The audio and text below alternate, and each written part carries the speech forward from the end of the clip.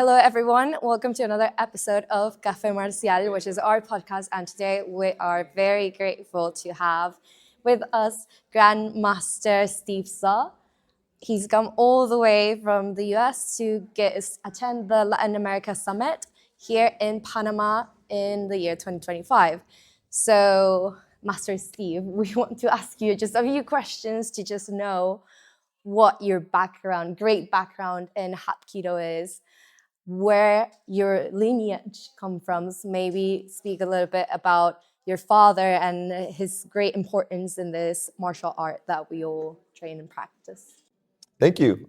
It's great to be here. I've been in Panama since, when did I come here? I came on Thursday. Yeah. Mm-hmm. And I had a chance to see the beautiful sights. I went to Old Town, went to the canal. This is my fourth time here. But I appreciate how much Panama has developed, but still retains the beauty of the country. So really thankful for being here. So my name is Steve Seo. I'm the youngest son of Gran Master Seo. Gran Master Seo was very important for the development of Hapkido. So the history of Korea was under the occupation of Japan from 1910 to 1945. After World War II, Korea was liberated.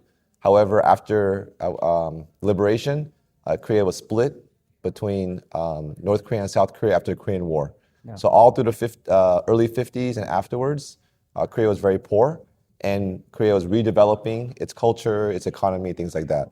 So in the early 60s, there were very, very important people in the martial arts that helped redevelop Hapkido as one of the martial arts in Korea. And one of those people was my father, Gran Master Seo. He learned from what most people consider the founder of Hapkido. His name is Choi Yong-Sool. So Gran Master Seo trained with Gran Master Choi Yong-Sool and received his black belt in 1957. Wow. So upon getting the black belt, he had dreams of starting his own school. So he started a school with his brother in the early 1960s called Guksul Hapkido. Okay. In early 1960s, they opened a school. And since then, he has helped grow Guksul Hapkido as one of the lineages of Hapkido. But through his leadership in different martial art organizations, one of them was the Korea Kido He. He was the chairman from 1983 to 2002. As part of that association, he actually had leadership over many, many schools. At one time, over 1,000 schools in Korea.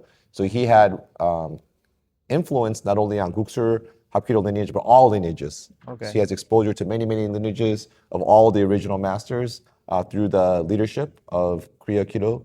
And then in 2004, he also created the Hanminjok Hapkido Association, which he continues to lead today with leadership under my brother, Grand Master Scott Seo. And then we also have the World Kido Federation, which is the international arm. Any of our schools outside of Korea are under World Kido Federation, and that's me. I'm the president of the World Kido Federation. I'm responsible for all of our schools, which is a little bit over 100 schools.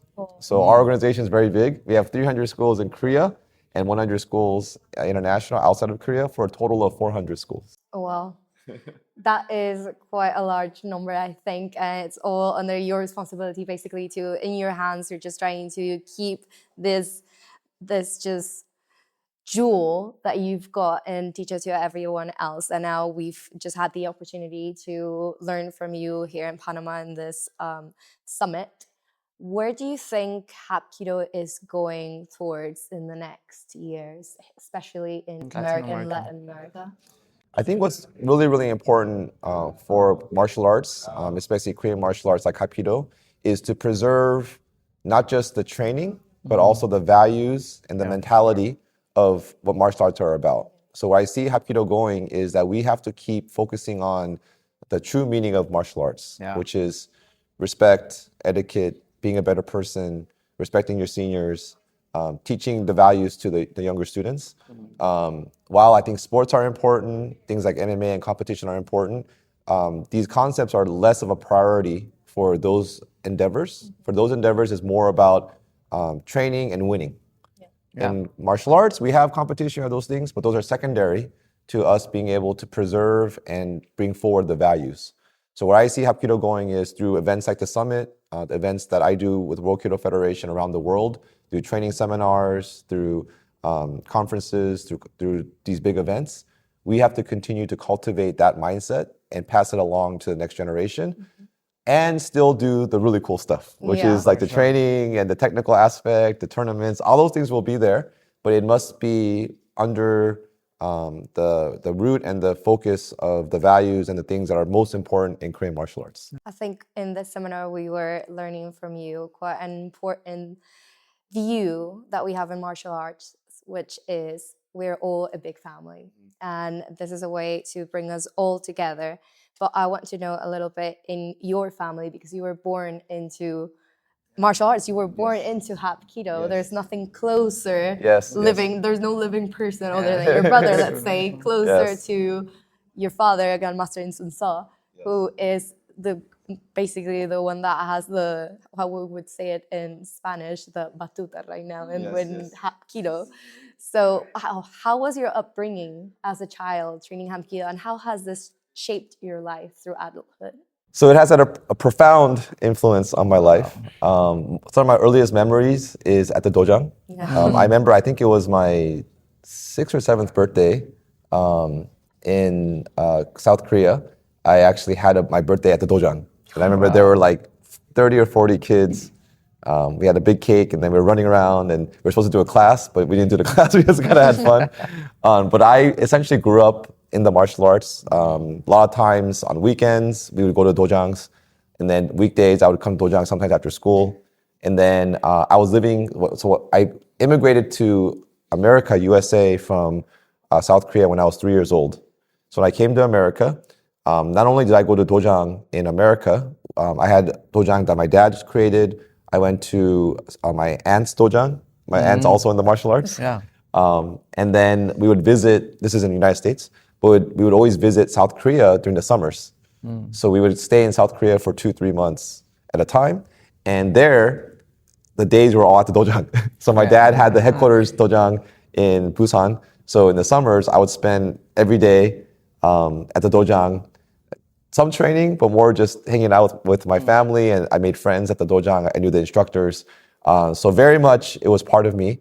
And obviously, as I got older, I appreciated more of the lessons of martial arts.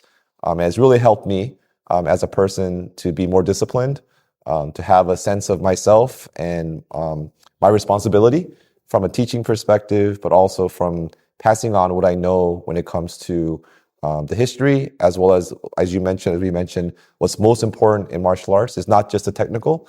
I can teach that, but what's more important is having other people appreciate what martial arts can do for yourself, for your community, and in some ways for the broader, in this case, Latin America. We have a summit now that's not just limited to Panama. We have all these countries, Panama, Brazil, Argentina, Ecuador, USA. I'm looking at the flags right now, Puerto Rico, Colombia. So it's very special that my experience that I had growing up, now I see it beyond just me. I see it spread to many, many countries from around the world. Well, Master, I want to say thanks to you because you give to us this space. We know you are you are in different things right now, and you have you don't have enough time. But for that, for us, is very important. The idea, the whole idea with this podcast is the people knows true masters, the lineage of the true masters, and in this way, I want to present to you to Latin America not only the Hapkido practitioners, also for the whole martial arts in Latin America, and I want to thank to you for this space. Because for us it's very important. Hapkido is our martial arts, and for us it's very important to share this interview with you.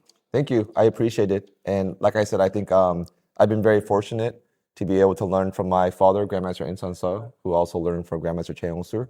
But I also have been very fortunate to be exposed to many, many other masters growing up. And I think part of World Kido Federation, what's nice is even in Latin America, we saw all the senior masters. And some of us share common lineage, some of us have different lineage, we can all come together with the common Hapkido martial art. And I think that's very special that can connect us beyond time and beyond space in terms of far away. Yeah. And I think what's nice now is through the podcast and through different digital ways, we can connect us through social media, through our website, things like that. So I'm appreciative that you guys are doing your part to be able to create content that can be shared around the world. Yeah. That's very exciting. Yeah, because this interview isn't just for us. Obviously, it's for everybody that's part of World Kido Federation, Hanminjok de Hapkido Association, and everyone else that just wants to know a little bit about martial arts, Hapkido, or any other martial art. So to have this space with you, especially, it's very meaningful. And I think some people that don't have the opportunity to come to one of the summits, either it's here in Latin America or in San Francisco or even Korea, they have now this to look at and listen to a little bit of your story. So that's very valuable. Yeah. Is it okay if I ask a question for you guys? Yeah, sure. So having never been to a summit before, this is the first one. Yeah. So can you kind of give your perspective in terms of what you'll take away from the summit from your own personal perspective? I think what really hit me, like I really enjoy Hapkido. I've been practicing for about 5 years now with my master, Carlos Espinosa. And obviously I've known Master Guayanin Rolando Vergara because he comes to Chiriquí and helps us with everything. And my master always speaks about Master Rolando Vergara in such a way that's like this is such a great person, and I know he's a great person. I can see that. But now being here, it's like that one person created this whole thing it's for amazing. everyone to share.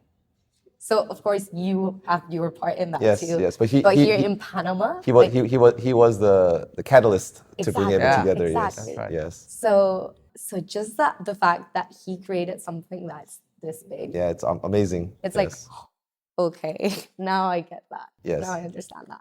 And obviously we had the part of all the philosophical teachings and the techniques and everything and demonstrations from different countries so we can exchange experiences with other people. That was very meaningful, but just the power to see how one martial art can bring so many people together. Yes, very special. Yeah. So that for me was just like cherry on top.